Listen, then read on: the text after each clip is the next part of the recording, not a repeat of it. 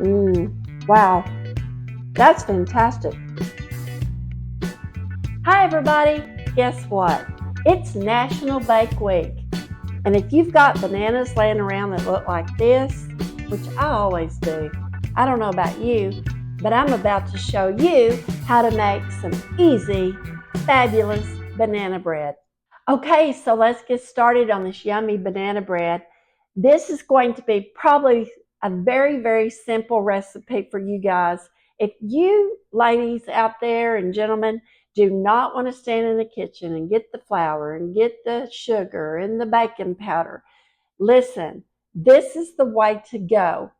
I had 3 bananas that were just about to have to be thrown in the trash. And so I looked over there and I thought, well, I think I have all the ingredients to make David some banana bread because he loves this. So we're just going to mash this up in our mixing bowl here. You do not have to have a mixer with this if you do not want to. It's real simple. I'm going to wipe my hands here just a minute. So let's get these bananas mashed up, just like this.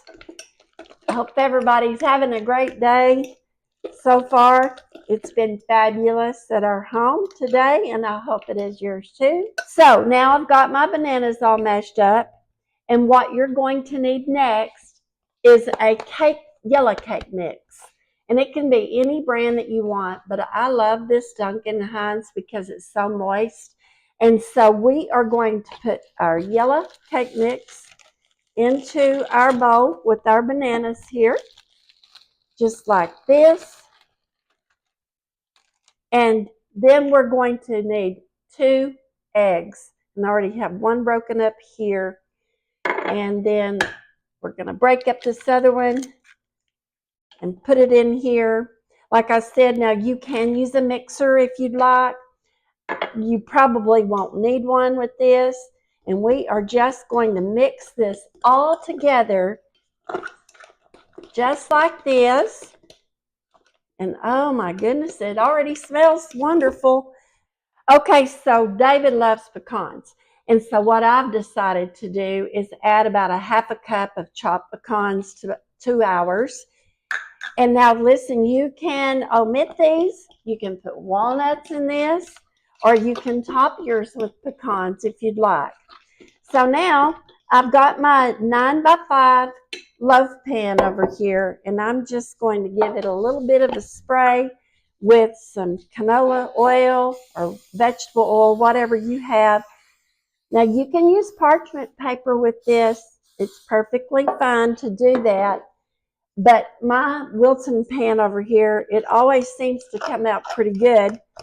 So we're going to cross our fingers and hope that it does this time. And this is beautiful. This is a beautiful yellow mix here. Now I have my oven preheated at 350 degrees. I think I may have to get my spatula. No, I'm fine here. Get all that out just like that. And you want to bake it for about, I want to say, 45 to 55 minutes, depending on the size of pan that you use. But like I said, I've got the 9x5. I'm just going to wipe this off here like this. And we will check it probably in about 40 minutes because I don't really want it to overbake. So I'll check it with my little cake checker. But look how beautiful that is. I can't wait to show you what it looks like with this yummy bread. You'll want to get a cup of coffee and stay tuned. Okay, you guys, I got this out of the oven. It cooked for about 43 minutes in my oven. So it really is going to depend on how well and fast yours bakes. But let's see if this comes out. I haven't tried it yet.